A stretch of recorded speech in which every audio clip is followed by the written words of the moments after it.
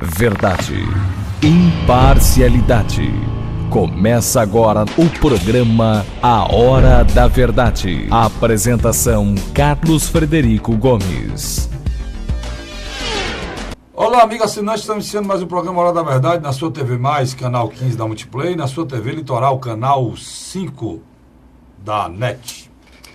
Olha, essa semana aconteceram as coisas no Ceará tristes. Duas coisas na área da violência e da segurança. Uma foi a morte dessa moça Cecília, que, feito a solidariedade, o cearense é feito a solidariedade. E realmente o povo do Ceará, o fortalezense principalmente, ele se colocou no lugar da família daquela menina, estudante de Direito, que era estagiária no Fórum Clóvis Bevilacqua, que indo para o trabalho foi abordada por os vagabundos que tiraram a sua vida sem levar nada. Pura maldade. Esses marginais que parabenizar a Polícia Militar do Estado de Ceará, a Polícia Civil, Inteligência, enfim, o Secretário de Segurança, que já prenderam 6, inclusive a esposa de um, a esposa, a namorada do outro, mulher pelo meio, tem 4 mulheres, são mais de 6 presos. Eles já faziam isso naquele local, naquela região, há muito tempo. Logo depois, e foram presos os 2 últimos, e agora o dono do carro, que dirigiu o carro e que alugava as armas. Isso é uma coisa real que acontece em nossa cidade. Tem gente que vive de alugar arma para matar pessoas. Pois é, esses marginais foram reconhecidos por outros que já tinham sido vítima desses mesmos vagabundos e destrói a vida de uma família inteira. Ele não matou só a Cecília. Ele matou a Cecília, tem certeza o pai, a mãe dela, a avó, o avô, os irmãos, porque uma dor dessa só sabe quem sente. 22 anos, você que tem filho, eu que tenho filha e filho, tenho 3 filhos, você que tem, ou sabe como é que é a luta para criar, desde pequeno, na preocupação com doença, com vacina, com tudo na vida, depois para educar, a luta para você educar no país e não te dá nada, só tira de você. Você, para a segurança, você tem que pagar, a educação você tem que pagar, a saúde do seu filho você tem que pagar, o local, tudo, o país não lhe dá nada, coisa nenhuma, né? E aí você passa a vida toda trabalhando, pagando, onde você vê o sonho de um ser humano, você lutou por ele, para que ele seja feliz. Muitas vezes o pai deixa de ser feliz para que os filhos sejam felizes. Ou é menos feliz para os filhos possam ser felizes. Eu às vezes me revolto com pessoas que dizem assim: não, fulano é rico, o filho dele estuda no Cristo. Fulano não é rico, não. Talvez ele é muito mais pobre do que você está chamando ele de rico. Ele apenas quer que o filho dele tenha um futuro. Ele bota numa escola de qualidade, como Cristo, como Faria Brito, como muitos outros. Então, isso é reconhecido a nível nacional. Então, aquele cidadão que você chama de rico, que bota a criança lá para estudar, muitas vezes ele deixa até de comer um bife e come um ovo para permitir que o filho dele tenha um futuro melhor. E essa menina, eu tenho certeza que os pais fizeram isso, ou lutaram por isso. Se não fizeram, estavam felizes.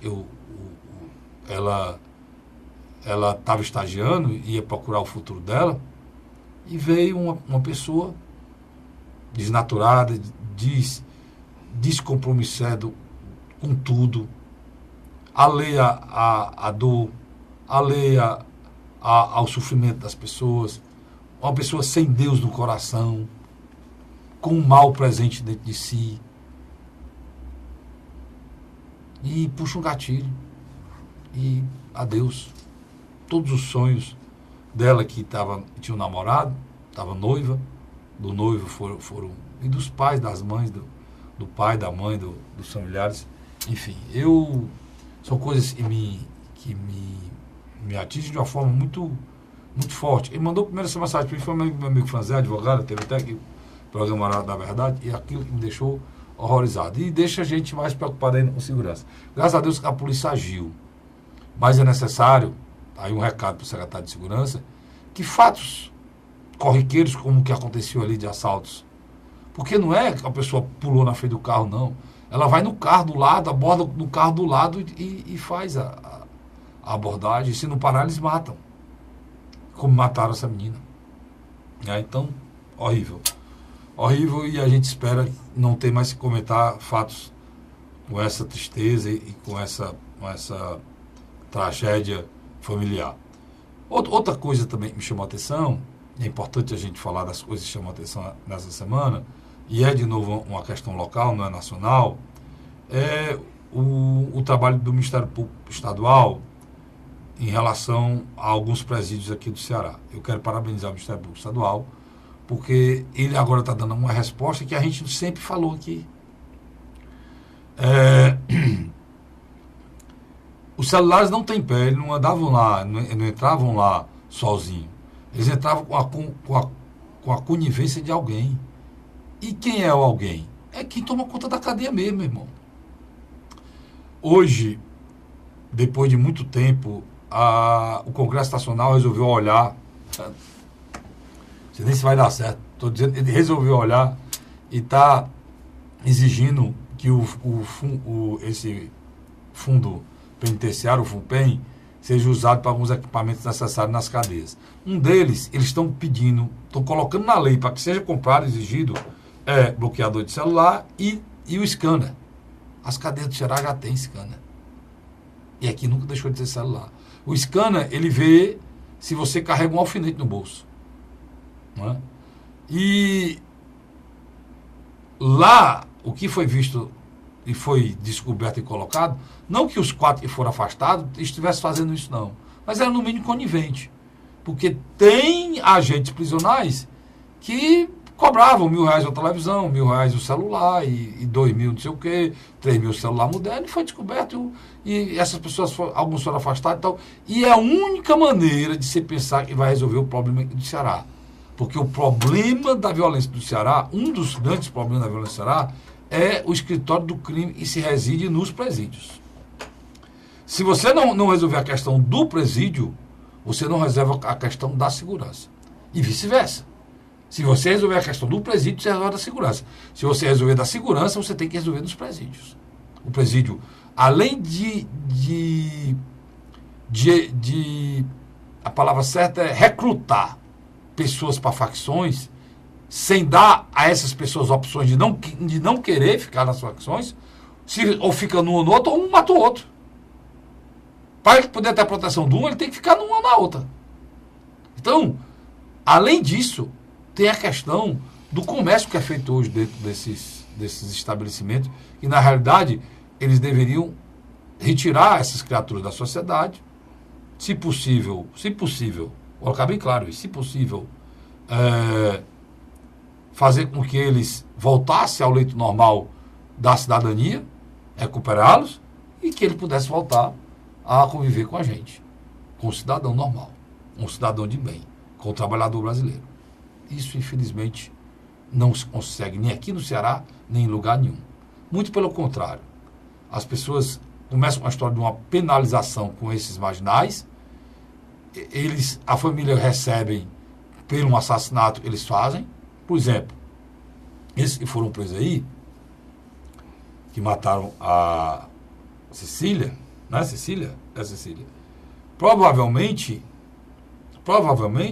a família deles irão receber um auxílio reclusão. A família da morta não vai receber nem flores.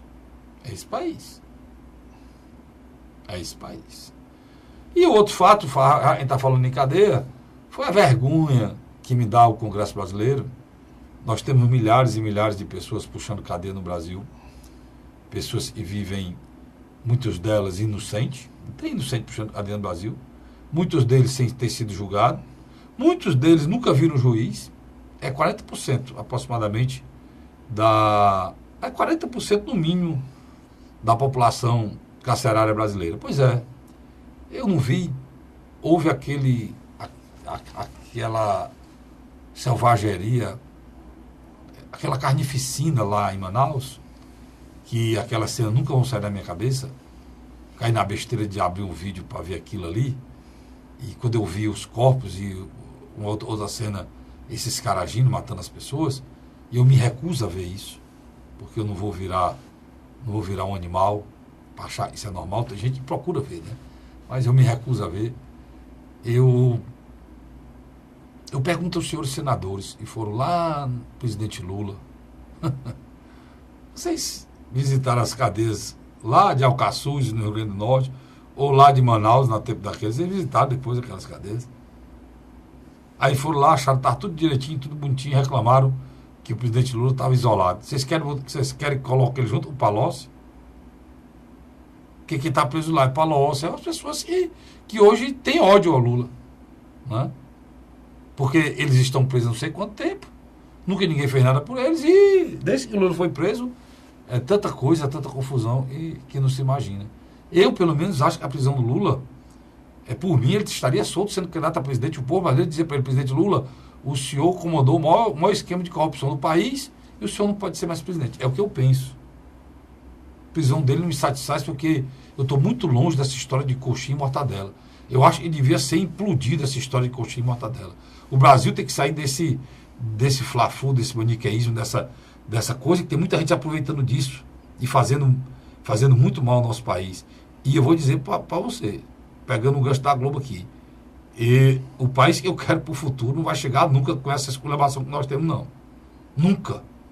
Nunca. Eu estou vendo que no futuro nós teremos dias piores do que nós estamos vivendo hoje, se isso continuar até o dia da eleição. Não é isso, Luiz? Quando nós terminamos a gravação de um programa, de um canal Corre Irmã Nossa, na quinta-feira, que passaria em TVs de rede pública, eu recebia a notícia da morte de Cecília Raquel, o nome dela, Cecília Raquel. Quem me mandou, sabe quem foi? Foi nosso querido. Seu amigo, meu amigo Franzé. Grande torcedor do Fortaleza, né? De passagem, inclusive, Luiz, até com as fotos horríveis, né? Não, as fotos chegaram primeiro que os noticiários dos jornais. As fotos, para você ter uma ideia, só eu apaguei 30 fotos dessa magnitude lá da cena do crime. Não, eu só vi uma e para mim bastou. Não, mas estou dizendo... Ela com a cabeça tombada, com um tiro na nuca. Mas como muitas pessoas mandaram ao mesmo tempo, era a mesma foto, nitidamente. O blog tem um blog do Luiz Cláudio, se você quiser ouvir o blog do Luiz Cláudio, tem um blog, né? Mas o Luiz fez uma coisa que eu não fiz, é legal o que ele fez. Ele fez um grupo do WhatsApp do blog dele. São todos 3 já grupos. Ele fez grupo de WhatsApp, então muita gente assiste o blog, também participa. O meu não, eu sei, na internet não tem WhatsApp. Eu faço parte do blog dele. No blog do Luiz falaram muito sobre a morte da Cecília. Inclusive, hoje houve uma comoção no estado do Ceará, inclusive na Unifor, houve protesto dos estudantes da Unifor, houve protesto também e palavras de apoio à família do Ministério Público Estadual, do Ministério Público Federal, onde ela estagiava, né, Luiz? Agora deixa eu lhe contar uma história aqui que você vai se assustar.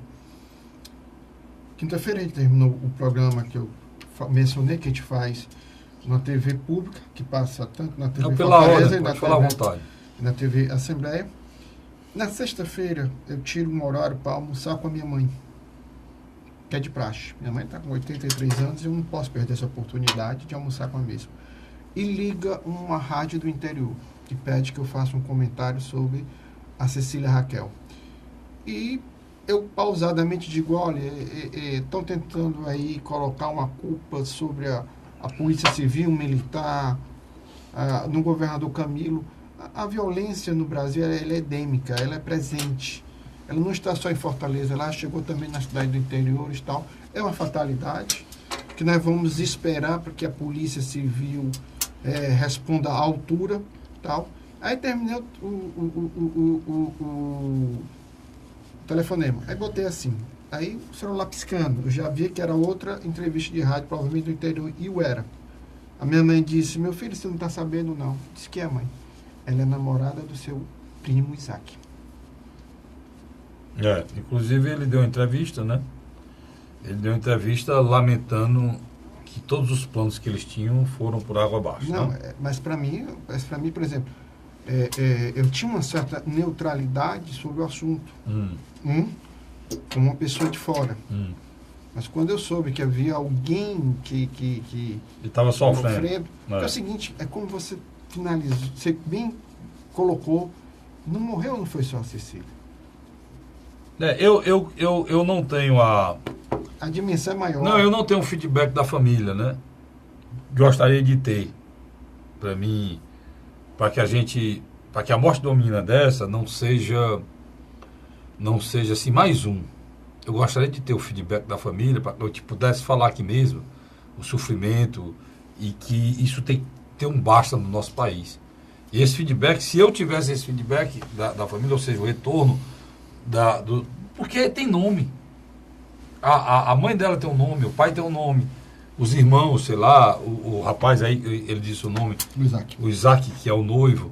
Então são seres humanos que estão arrasados, cortados por dentro, destruídos por dentro. E isso só sabe quem passa, a gente só ouve falar. O que está acontecendo no Brasil, Luiz?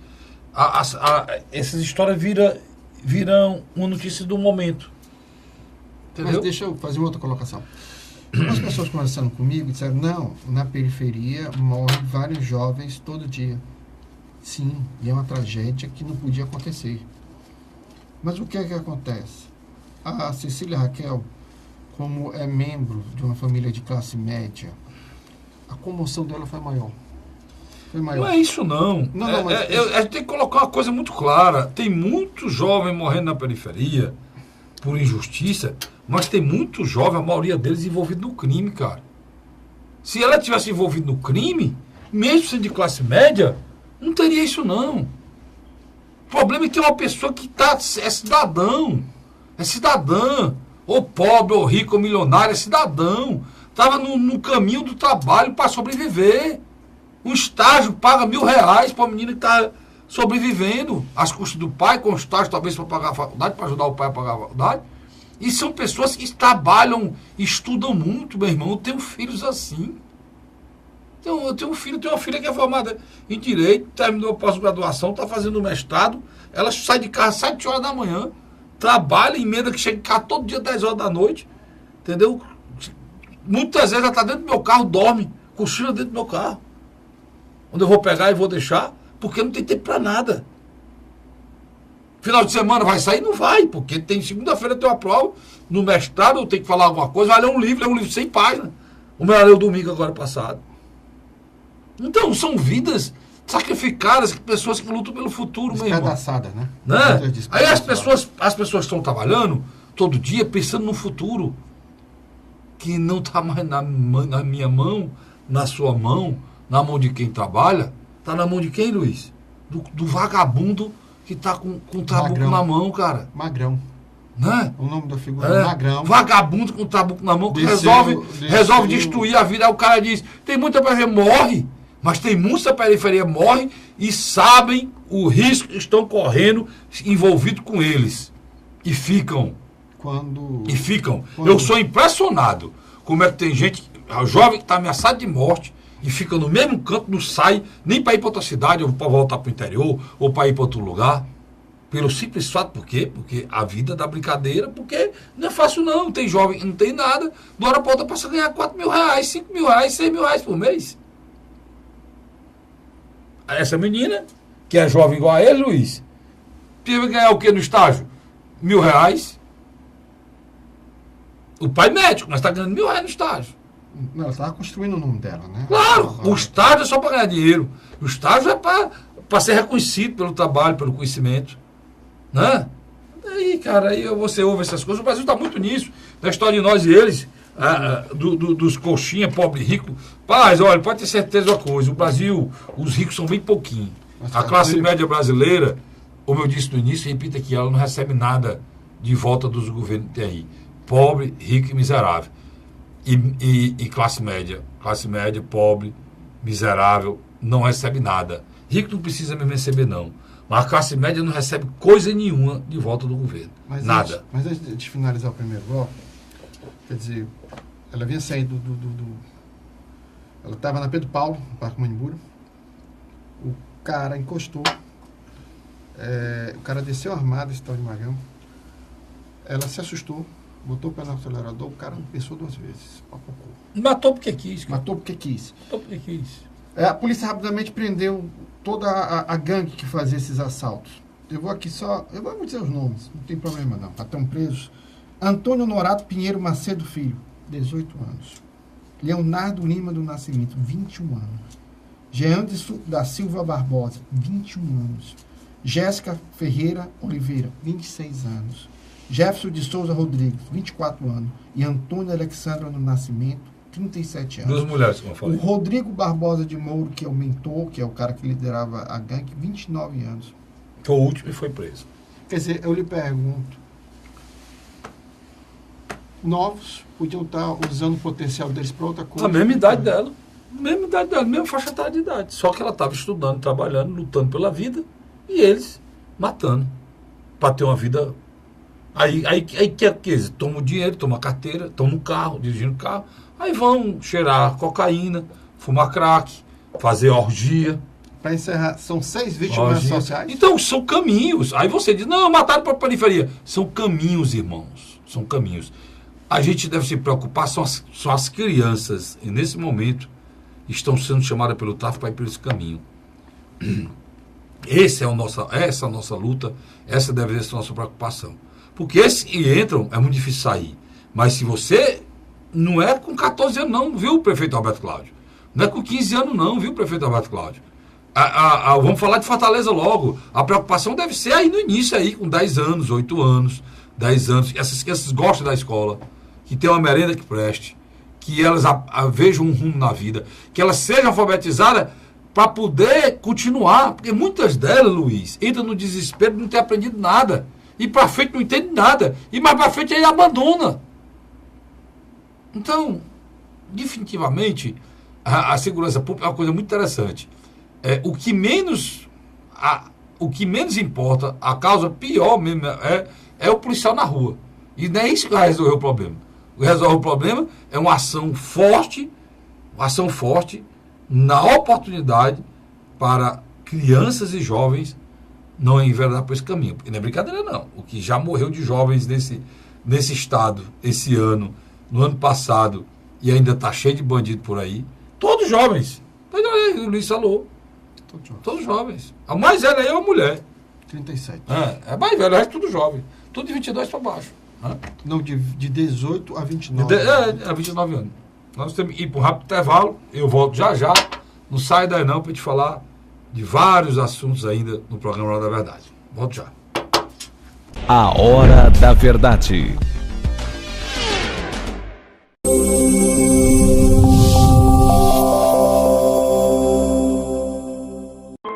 A Assembleia Legislativa começou a campanha Ceará Sem Drogas. A discussão vai ser levada para todo o estado, prevenindo a população e buscando soluções para resolver o problema. Participe da campanha. Juntos ficamos mais fortes para combater essa verdadeira tragédia que destrói famílias, futuro e muitas vezes a própria vida. Ceará Sem Drogas, uma luta de todos nós. Assembleia Legislativa do Estado do Ceará. José de Arimanteia, Uruoca. Acordo 8 horas, 9 horas, aí carrego o carro e vou lá pegar água. Aí sai distribuindo os comércios. Estrada dessa, pagou de você andar. Você não gasta pneu, tem economia no bolso e anda rápido. Sertanejo pega uma estrada boa, fica feliz, fica contente. Assim como o trecho que liga Uruoca a Martinópole, o governo do Ceará está fazendo mais de 1.000 quilômetros de estradas mais importantes da vida de muita gente. Governo do Ceará.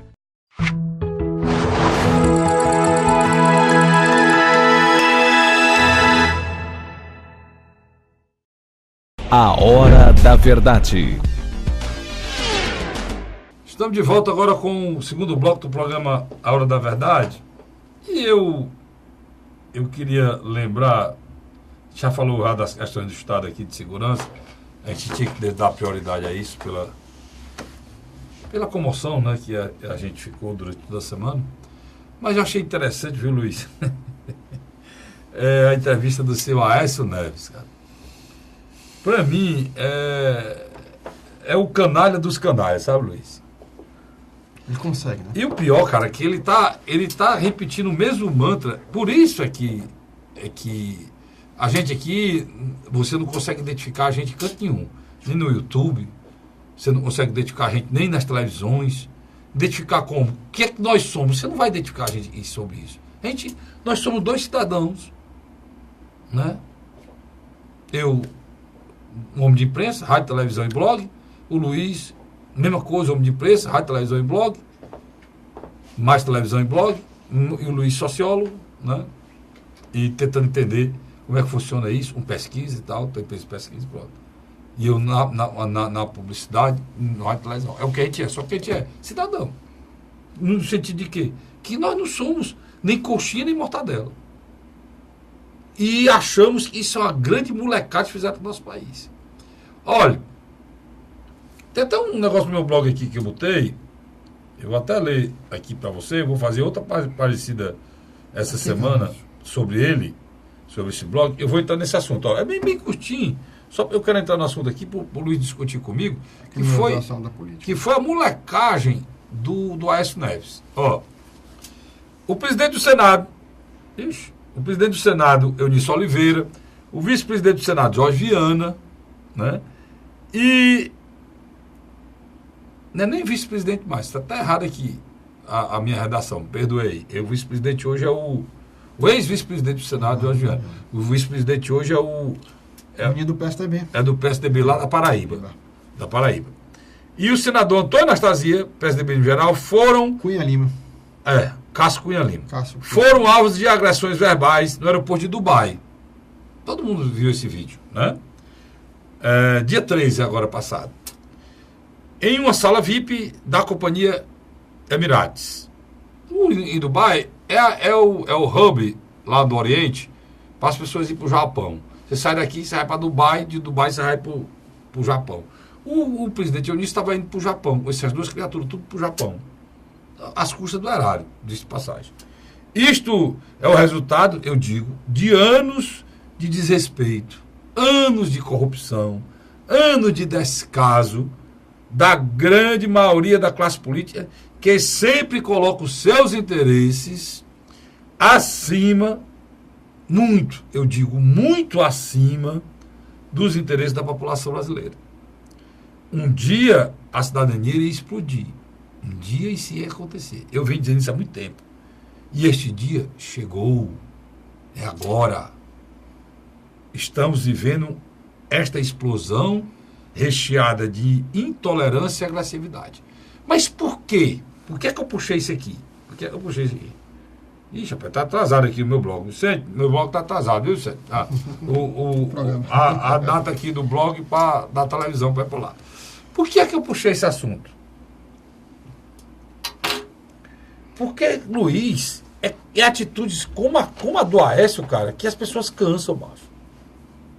Tu viu E aí que tu viu o que foi que ele falou, Bate? Na realidade, antes da primeira turma fazer o julgamento, que foi importante que ele tenha caído na primeira turma. Se ele cair na segunda turma do Supremo Tribunal Federal, é capaz de ele estar solto. Ainda tem esse detalhe. Não, ele está solto. Não, mas é capaz de ele não ter virado réu. O que acontece?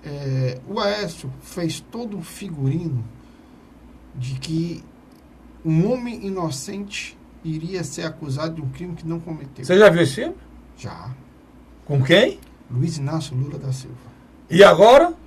Aécio Neves. Aécio do PT? Não. O Lula do PSDB? Não. Olha o que eu digo aqui. É o mesmo. Então a gente tem que apertar as coisas. É o mesmo mantra.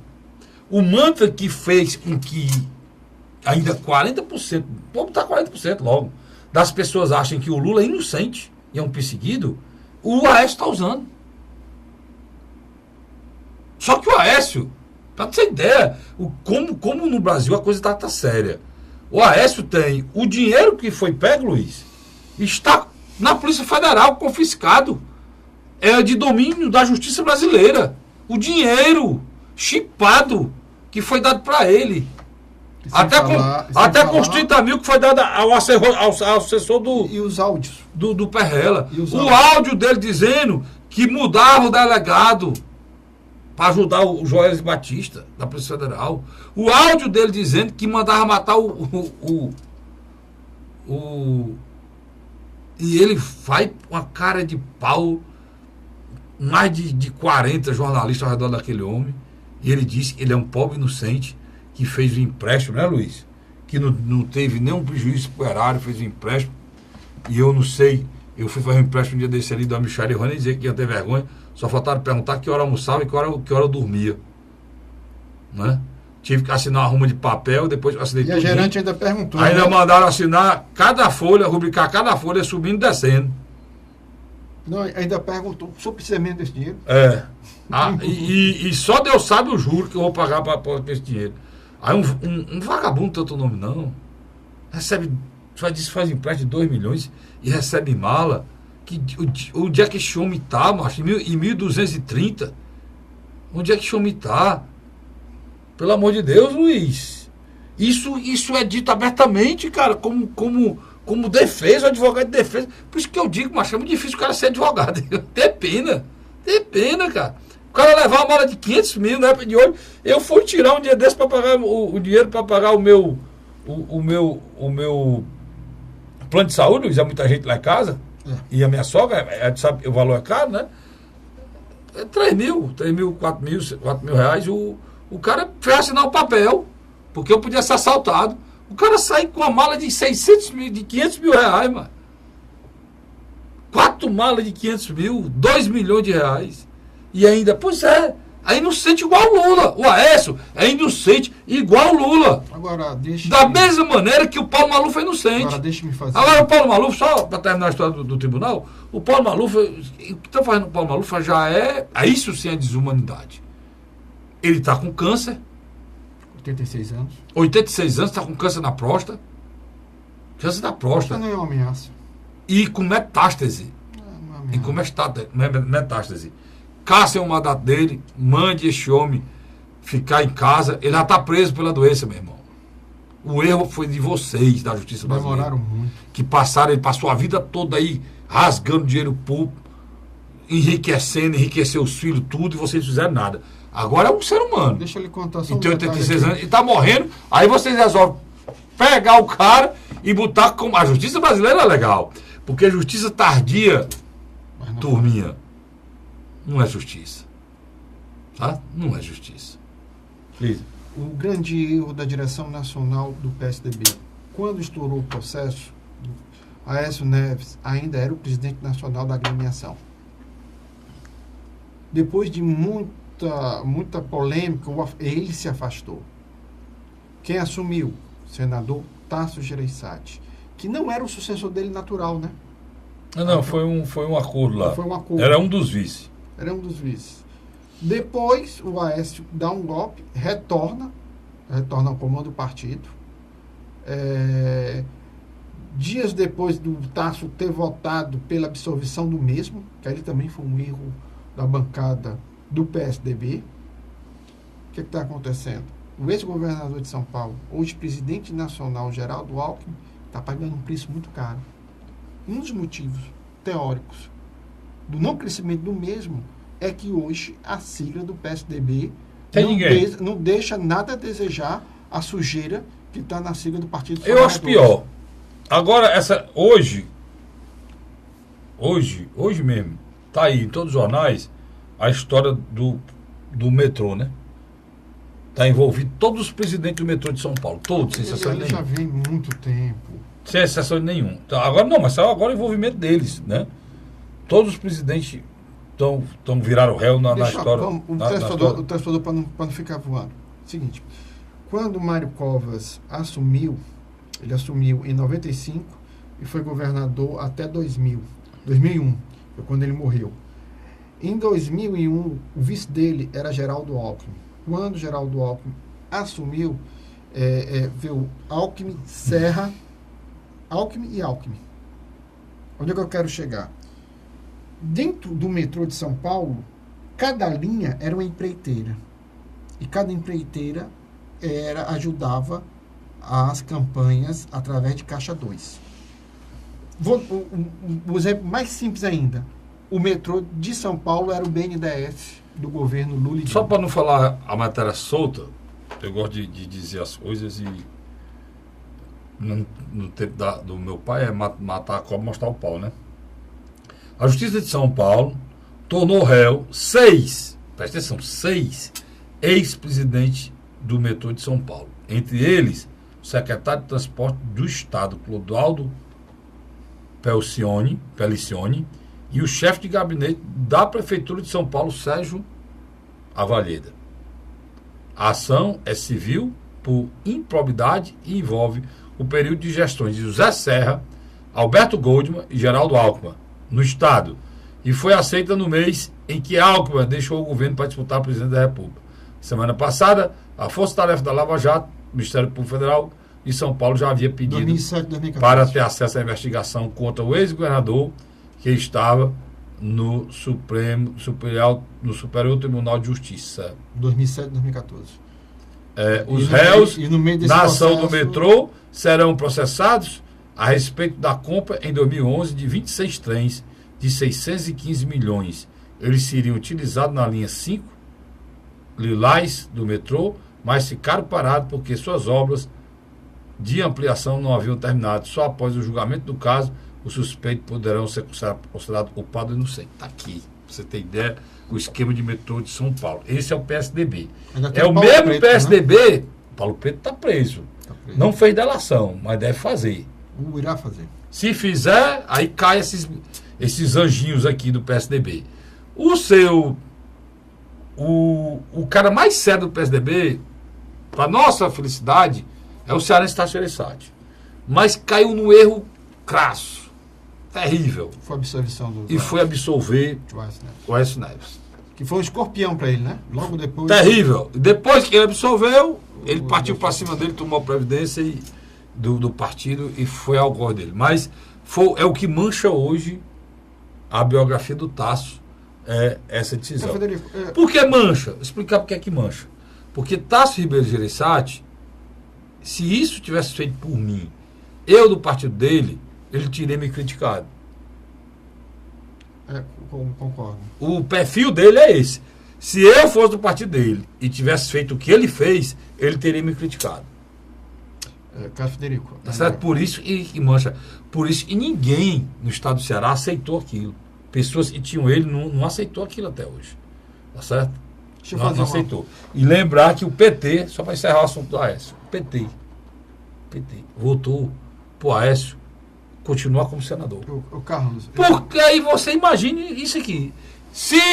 Olha, vocês do PT que estão reclamando, não existe igualdade na justiça brasileira. Eu vejo o discurso da Gleice Hoffmann no Senado, falando da história lá, que ela está pedindo ajuda dos muçulmanos. Pois é, teve uma confusão com a outra senadora do Rio Grande do Sul, a Ana Amélia. E vocês que colocam sempre a senadora do PSB, Lindsay da Mata, que tem uma diferença do PSB. Lindsay da Mata. Diferença, Grazioli, que é do PSB. Diferença no julgamento, a lá de Manaus. A PSB é Grazioli. Não é Grazioli não, macho. É outro nome, não é Grazioli não. Essa também falou a mesma coisa. Mesmo mantra. E aí eu pergunto a vocês, eu estou falando do Senado, por quê? Porque o Aécio só não está preso hoje. Fora privilegiado. Porque ele tem fora privilegiado. O Aécio não está sendo julgado pelo juiz Moro hoje, né? Que essa diferenciação. Porque o processo dele está no Supremo. Por ter fórum. Se o Lula tivesse sido eleito deputado federal em 2014... O Lula não estaria preso. Pronto, se o Lula tivesse sido candidato, tivesse tido mais humildade, só que esse candidato fosse a presidente, tivesse sido eleito senador, ele ia eleito senador por qualquer estado que quisesse, ele não estaria nem preso. Mas tem gente que pensa que manda no mundo todo e manda mesmo, né? Mas vamos lá, o Aécio não tá preso por conta disso. E aí vai ser candidato. E o Geraldo Alckmin, aquele picolé de chuchu metido da Santa e de Santo não tem nada, já deu um recado que ele não deveria ser candidato. Querendo se descolar, né, Lô? Se descolar do Aécio, né? Deixa eu fazer uma colocação assim, aqui, Carlos Frederico. Eu não acredito mais na candidatura de Geraldo Alckmin. Não tem mais condições. Não tem mais condições. Você pega pesquisas internas, onde ele não consegue ter 20% dos votos válidos no estado que ele administrou para presidente. Perdendo em São Paulo por Lula e por Bolsonaro. Por Bolsonaro e o Lula encostado nele. Quer dizer, você já nota que há algo errado. Na minha avaliação, nesse momento, eu acho que já começa a insurgir dentro do PSDB uma tentativa de se criar uma nova alternativa, que talvez também não será o prefeito de São Paulo, pois o mesmo saiu mal avaliado da administração. O prefeito de São Paulo vai ter dificuldade para ser eleito governador, Luiz. Muita dificuldade. Demais. Então, o que acontece? Nós estamos assistindo ao naufrágio do Partido dos Trabalhadores com a prisão do Lula, total, dessa vez, total. Já tinha começado com o impeachment da Dilma, a perca do discurso da realidade dos petistas. No terceiro bloco nós vamos falar sobre isso na pesquisa, né? E agora nós estamos assistindo a um PSDB que era o outro polo dominante da política local, que literalmente se fez fumaça. Vai desaparecer. Entendendo? Não tem um candidato alternativo ao Geraldo Alckmin, sabe? Então, o PSDB está muito parecido com o PT em tudo, né? Até mesmo nisso. Ele só um irmão siameses. É um partido de um homem só, né? Só tem um homem. Né? Tinha, né? E o PSDB, o PT, é impressionante. Ele desvaloriza figuras exponenciais, espetaculares, como o Paulo Paim, como aqui o Camilo Santana. Desvaloriza mesmo. Só existe o Lula. Né? Só existe o Lula. Estão aproveitando até agora, sabe para quê? Para dizer que o que estão fazendo... O Lula, ele é nordestino. E eu vou dizer, a discriminação com o Nordeste, ela existe. A discriminação com o Nordeste é real. Ela existe. Ela acontece. Os nordestinos são humilhados, são discriminados. O povo do Sul não gosta de nordestino. O problema do Lula não é isso, não, cara. O Lula é nordestino, porque vocês sabem, ele veio de Pernambuco. Mas o Lula foi eleito várias vezes por paulistas. Né? A maior votação do Lula sempre foi em São Paulo. Esse manto aí não pega, não. Pelo menos pra mim, isso aí não pega, não. Né, Luiz? E é muito cansativo esse mantra. Muito, muito. Agora, partindo do princípio de quê? De que ele usa um artigo da Constituição para dizer que houve injustiça. E o artigo que ele usa da Constituição é o artigo da igualdade. Que ele detonou. As pessoas dizem assim, o que é que dizem sobre o Lula? O transitado e julgado rasgaram a Constituição porque o Lula a justiça não cumpriu o que determina o artigo 5º da Constituição, de que a pessoa só pode ser presa depois do transitado e julgado. 40% dos presos no Brasil nunca viu nenhum juiz. Então, se rasgaram a Constituição, turminha, viu? Não foi hoje não, faz tempo. E vocês estavam tudo dormindo. Vocês são deputados, vereadores, senadores, tudo dormindo. E a Constituição está rasgada. Porque tem milhares de presos no Brasil sem ter visto nenhum juiz. E vocês nunca disseram nada. E a Constituição, até prender o Lula, era normal. Aí vocês rasgam a Constituição de novo. Porque no artigo 5º, é o início do... O início principal, o capítulo do artigo principal, do artigo 5º, fala: e todo brasileiro é igual perante a lei. Ou estrangeiro que vive no Brasil. Então, vocês rasgaram pela segunda vez. Porque estão exigindo um tratamento diferenciado para uma pessoa. Diferenciado para uma pessoa. Então é espetacular a cara de pau dessas pessoas. Por quê? Porque aí não, mas um rico milionário pode ter. Disseram que o Brasil ia parar, né? Eu tenho que ir para o rápido intervalo, disseram que o Brasil ia parar. O Brasil não parou. Por que não parou? Uma prisão do Lula. Porque a maioria do povo brasileiro, eles demoram 2 horas para chegar no trabalho. Passam 8 horas no trabalho, comem o que tem, muitas vezes não tem o que comer, quando o patrão é ruim, não dá nem vale transporte. Muitas vezes ele pede um colega para poder almoçar. Muitos deles, lá para o dia 15, já começa a pedir um dinheirinho para poder voltar, porque não tem o dia da passagem. Acabou o vale, vendeu o vale, por aí vai. E chega em casa, meu amigo, só dá tempo de encostar, e 4 horas da manhã de novo tem que se levantar. Então, quando chega em casa é cheio de problema. É o aluguel que está atrasado, ou vai ser despejado, ou a luz cortada, ou não tem comida, não tem um pão, falta o leite. A criança está doente e não tem um remédio. Por quê? Que eu disse no início. Essa porcaria desse país não devolve nada pra gente, não. Nada. Coisa nenhuma. Devolve nada. Só tira. Vamos pro rápido intervalo, a gente volta já, falando da pesquisa tua, né, Luiz? Datafolha e Vox Populi. Saiu esses dias para trás. O Vox Populi. Volta já. A Hora da Verdade.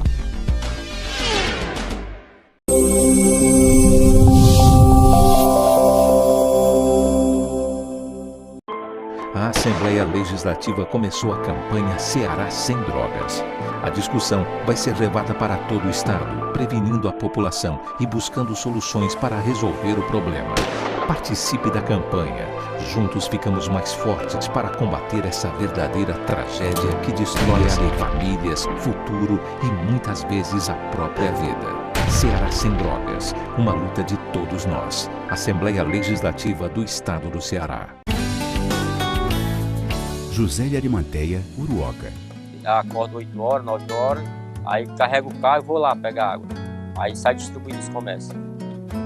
Estrada dessa, para gosto de você andar. Você não gasta pneu, tem economia no bolso e anda rápido. Sertanejo pega uma estrada boa, fica feliz, fica contente. Assim como o trecho que liga Uruoca a Martinópole, o governo do Ceará está fazendo mais de 1.000 quilômetros de estradas mais importantes da vida de muita gente. Governo do Ceará.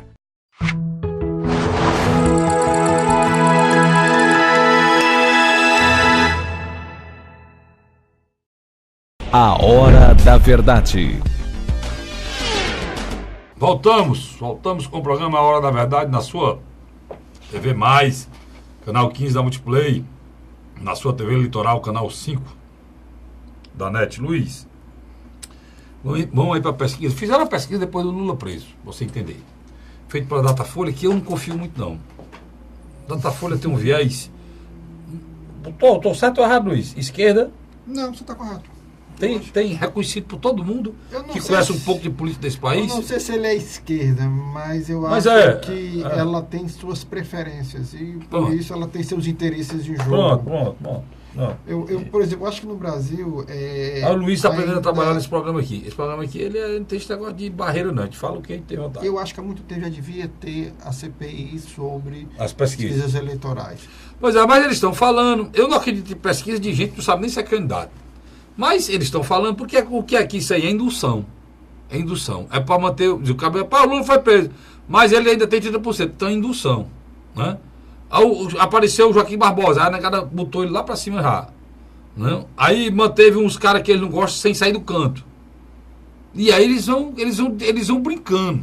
Isso é um perigo, né, cara? Eles vão brincando. Tá aqui, ó. Meu óculos, a caneta, o copo e o celular. Então eles vão brincando. Vamos deixar o copo aqui em primeiro. Né? Por quê? Porque não tem como aferir isso, bicho. Não tem como aferir nada disso. Só que se induz. Mas por que as pesquisas funcionam? É contra a democracia, porque o eleitor brasileiro só vota em quem ganha. O perfil do eleitor brasileiro faz que o dono de um instituto de pesquisa grande seja um cidadão milionário. Porque os caras que querem ser eleitos, sabe se eles saíram bem na foto, né, Luiz? Eles vão até o final pagar. Quem quer aferir se é certo ou errado? Só no final. Mas no final tudo já foi induzido. No interior, eles tangeram os bodes. E aí pronto, tá resolvido. Vamos lá. Cara, Frederico, o cenário ele varia muito. O cenário com Lula, que é o cenário que eles fizeram com quase todas, da Lula com 31, Bolsonaro com 15, Marina Silva com 10, Joaquim Barbosa com 8, Geraldo Alckmin com 6, Ciro Gomes com 5. Preste atenção. Lula 31, Ciro 5, Marina Silva 10, Álvaro Dias do Podemos 3, Manuela Dávila com 2, Fernando Collor de Mello com 1, Rodrigo Maia com 1, Henrique Meirelles com 1 e Flávio Rocha do PRB, que é o dono da Riachuelo, com 1. O restante não chega a pontuar. Não sabe, 3%. Branco nulo e nenhum, 13%. Agora vamos para o cenário sem o Lula. Tem uns dados aqui meio interessantes quando você coloca sem o Lula. Tá não certo? tem cenário sem o Lula, mas fale. Não, mas é interessante. Cenário sem o Lula, o Jair Bolsonaro praticamente não cresce, vai para 17, ele tinha 15, né? A Marina Silva dá um upgrade, de 10 vai para 15. Joaquim Barbosa, de 8 vai para 9. Ciro Gomes vai para 9%. E ultrapassa Geraldo Alckmin. Isso é o ponto de até o pessoal da esquerda já está com raiva disso. E é interessante, o Álvaro Dias, com a saída do Lula, cresce. Coisa que o Geraldo Alckmin, literalmente, não cresce. Eu falo isso porque o nome do Geraldo Alckmin é um nome nacionalmente conhecido. Já foi candidato a presidente. Ele tem um recall. Agora Luiz, eu estou duvidando da história do Joaquim Barbosa, cara. Manuela Dávila, 2%. Fernando Collor, 2%. Fernando Haddad, 2%. Michel Temer, 2%. Rodrigo Maia, 1%. Flávio Rocha, 1%. João Amoedo, do Novo, 1%. Guilherme Boulos, 1%. E os restantes candidatos na TIG. Brancos e nulos, e nenhum vai para 24%. E não sabe, 4%. Só aí são 28% dos eleitores. Você nota, quando você tira o Lula, tem uma grande parcela da população que literalmente não sabem quem vai votar. Carlos Frederico. É muita gente. Rapaz, bora ler aqui uma já que está falando de eleição, eu acho que o Lula vai candidato até o final, porque eles não vão tirar o Lula, eles vão fazer como faz no interior, ele leva, quando chegar lá no final, porque eu vou explicar de novo para vocês entenderem. Aqui é o seguinte, o partido é quem escolhe o candidato, pode ser quem for. É inelegível? Mas eles vão mandar o nome dele para lá. Quando o cara é candidato a presidente, o tribunal que recebe esse pedido de registro é o Tribunal Superior Eleitoral. É a última instância. Chega lá, o tribunal vai indeferir. Isso, e aí? Todos os recursos possíveis e imagináveis que esse país dá, ele terá. Isso vai até quando? Vai até o prazo final, porque botaram na lei, graças a Deus, esse dia não, que tem um prazo final. É 14 de outubro, não, é 14 de setembro. A véspera do final 14 de setembro. 2 semanas. 14 de setembro, 2 semanas. Tem que o TCE decidir se o cara pode ser candidato. Aí, daqui até 14 de setembro, o Lula é candidato. O PT não tira pra ninguém. Se 14 de setembro aconteceu, que a gente já sabe que ele não pode ser candidato, o que acontece? Tira-se o Lula e bota um bode, um jumento. Deixa eu só ali. Qualquer coisa. Deixa eu só ali. Porque é a pessoa que vai pra lá, pro lugar dele, ninguém vai votar nesse bode ou nesse jumento. Vão votar em quem? Vão votar no Lula, mesmo sendo outra pessoa. Entendeu, né? É essa a estratégia do PT definida e falada, e é essa a estratégia que vai até o final. Eu quero que depois você converse com um bom advogado amigo seu da área eleitoral, mas isso não foi debatido, mas eu tenho uma ligeira impressão, eu não vou confirmar, mas eu tenho uma ligeira impressão que, mesmo com a mudança do candidato do PT, o número 13 e a foto que vai aparecer lá é o Lula. Talvez não tenha mais tempo para mudar. Sabe? Mas é bom. Agora, por falar em Lula, vamos ver o que ele disse aqui. Preso desde dia 7 de outubro, o ex-presidente Luiz Arce enviou nesta quarta-feira passada, importante isso aqui, por meio dos seus advogados, primeira vez que ele mandou alguma coisa para a população, né? Recado aos seus militantes que estão acampados na cidade em seu apoio. A mensagem foi lida por militantes à tarde pelo vice-presidente nacional do PT, Márcio Macedo. O recado diz o seguinte, vamos lá, abre aspas. Queridos e queridas, companheiros e companheiras, vocês são o meu grito de liberdade todo dia.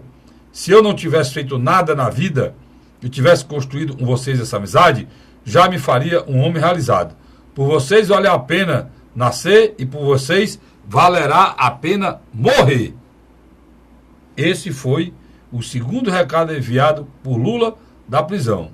É um assim meio catastrófico, né? Messiânico, né? Meio messiânico, né? Ele acredita no personagem.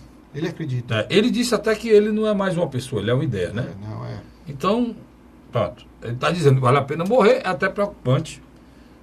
O que mais me preocupa é que tem senadores que nunca pisaram numa prisão. Mas foram. Quer dizer... É porque Luiz, ó, eles e essa coisa é tão séria, que eu vou dizer para vocês. Para mim, política tem um limite. Só que tem um detalhe. Por esse motivo. Mas esses senadores não foram com o dinheiro do bolso dele, não. Foram representando uma comissão do Senado que pior ainda. Dinheiro. Foi pior ainda, então. Ó, tudo na vida tem limite. E política deveria também ter limite, mas não tem. Eu sou horrorizado com aquelas figuras. Vou falar do PT não, o PT tem gente muito boa. Tem gente séria, gente honesta no PT. Falar daquelas figuras que rodeiam o presidente Lula. Eles não são mais políticos. Eles fazem parte de uma seita. Eles não trabalham. Eles não estudam. Eles só fazem política. E a política está acima de tudo. Velório da mulher do presidente Lula foi o primeiro cadáver que eu vi na vida vestido de vermelho. Coberto de vermelho. E um comício. Né? Prisão do presidente Lula. Houve uma missa. Um comício. É uma vergonha para a Igreja Católica. Aquele episódio, né, Luiz? Aquela vagabundagem, chamada aquilo de missa. Né? Todo mundo virado de costa. Na hora que estava... E o padre estava falando... Na hora do evangelho. Na hora do evangelho. Né? A parte mais importante. Né? E estava todo mundo de costa batendo papo, conversando. Porque não são... A liturgia, né? Porque não são católicos, não são cristãos, cara. Não é nem católicos, não, eles são cristãos. Eles não acreditam em Deus, eles não acreditam em Cristo. Para que fazer essa encenação? Então, hoje, Luiz, não tem limite nem a prisão do Lula. Eles não fazem um auto. A prisão do Lula, eles não respeitam nem o cidadão Lula como preso. Não interessa. Tudo é feito e tudo é procurado, tudo é buscado por causa da política. Agora, a política está acima do cidadão Lula, a política está acima do filho do Lula, da mulher do Lula, a política está acima de tudo. Isso é inaceitável. É por isso que transformaram esse país no que nós nos transformamos, Luiz. Entendeu? Isso não é mais... Isso é uma seita, cara. O que tem no Brasil é pior que as pessoas estão entrando nisso. Eu sou jornalista, radialista, apresento televisão, tenho um blog. Eu não discuto em rede social, irmão. Eu só espio. A minha opinião eu dou aqui para você. Porque eu não vou discutir com pessoas que não querem enxergar o que está na vista dela. Né, Luiz? Carlos, o que está acontecendo? Existe um vazio na política e ele vai ser preenchido por alguém. Deus me livre. A imprensa... Deus me livre, Luiz. E que seja esses que estão aí se apresentando. Mas na política não existe vazio. O que está acontecendo? De um lado, eu vejo o Ciro Gomes criando uma proposta propositiva. Mas já era debatendo. Já era para ter crescido mais, né, Luiz? Debatendo com o mercado. Os institutos de pesquisa botaram um peso em cima dele. Mas eu acredito piamente que estão puxando o Ciro para baixo. Eu acho que o Ciro cresceu. É isso mesmo. Botaram um peso em cima dele. É tanto que quando tira o Lula, eles são obrigados a subir. Concordo com você. Porque o Lula está com 37, foi para 31. Quando tira o Lula, o Ciro sobe porque sobe. Mas aí que está o Ciro. Como é que o Ciro sobe quando tira o Lula? E quando o Lula perde, o Ciro não sobe? É um bom questionamento. Se você me explicar, eu não tenho dado, mas você me explicar como é que pode isso aí. O cara perde 7 pontos, o Ciro não ganhou nenhum. Foi para quem? A própria Marina, quando o Lula cai, também era para ganhar. Não, os pontos nessa pesquisa doida aí, os pontos do Lula foi pro Joaquim Barbosa.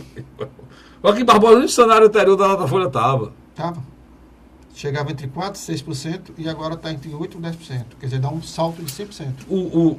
Joaquim Barbosa. Sim, aí o eleitor do Lula vai votar no Joaquim Barbosa? Pois Joaquim Barbosa que condenou o Lula no mensalão? Não existe isso, velho. Isso é louco, cara. Concordo com você. Se dissesse, não, o Bolsonaro perdeu e foi pro Joaquim Barbosa. Perfeito. O Bolsonaro perdeu? Perdeu nada. Quem perdeu foi o Lula. Aí vai pro os pontos que aumenta o Joaquim Barbosa. Não dá. Isso aí não dá pra mim, não. Né? Era pra ter aumentado quem? Vamos lá. Pra ter aumentado Marina, pra ter aumentado Ciro, pra ter aumentado Boulos, pra ter aumentado Dávila. É o que eu entendo. Eu faço isso há muitos anos já. Até um eleitor suburbano e da periferia e do Nordeste que votaria no próprio Bolsonaro. Bolsonaro que mesmo? Aqui no Ceará, se o Ciro e o Lula, eles têm empate técnico aqui no Ceará, né? É isso, mais ou menos, né, Luiz? Com uma ligeira vantagem até pro Lula aqui. Se você tira o Lula daqui, vai acontecer o quê? O Ciro dobra a votação daqui. Porque tem gente que nem gosta dele, mas por ser cearense, o cara pensar assim, porra, rapaz, se esse cara for o presidente, ele vai deixar de arreitar o estado dele? Ele não vai. Então é natural. Né, Luiz? É natural. O Joaquim Barbosa demonstra que será um candidato hoje alavancado, principalmente pelos meios de comunicação. Há um desejo de se encontrar um candidato de centro a qualquer custo. A Globo tem um bom trânsito da Globo. Né? Ele tem um bom trânsito da Globo. A Globo viveu muito perto do Joaquim Barbosa na época do Mensalão, Luiz. E o mercado financeiro já se entusiasmou com o mesmo. Você tinha dentro do Partido Socialista Brasileiro a bancada federal o apoiando, o Senado, a bancada do Senado dividido, mas os governadores não queriam nem ouvir falar. Mas durante essa semana o cenário mudou. Já há um certo otimismo em relação ao Joaquim Barbosa. Eu acho que... Ele está sendo apresentado hoje, quinta-feira, né? Ou foi ontem, quarta-feira? Quinta. É hoje, quinta-feira. Ele está sendo apresentado hoje... Lá na direção nacional. Na nacional, vai ter já em cima desse bom resultado dele das pesquisas. Eu acho que...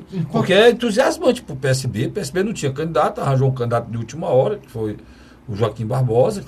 O PSB, para você se lembrar, era o do Eduardo Campos, e morreu naquele acidente. E teve a Marina lá em Santos, que disse que foi acidente, para mim não foi acidente não, aquilo ali. Mas é a opinião minha. Né? E tem a Marina como substituto. Eu acho que, em contrapartida, o Ciro Gomes ele vai ter que se movimentar mais. Eu acho que, na minha avaliação, se o Partido dos Trabalhadores continuar com essa loucura de levar o Lula até a reta final, pode abrir espaço. Olha, deixa eu dizer uma coisa aqui, só para encerrar, eu tenho que encerrar. O quadro no Ceará não parece, e não vai dar WO não, viu? Eu já postei um negócio sobre isso aqui. As oposições se movimentaram. A possibilidade de estar ser candidato hoje é grande. O capitão Wagner já me garantiu a mim pessoalmente 3 vezes, por sinal, que ele é candidato a senador se o Tasso for candidato a governador. E agora o Heitor Ferrer foi para o PSB, ou para a Solidariedade, junto com o Ginecia Noronha, e fortaleceu outro partido. Hoje tem 2 deputados.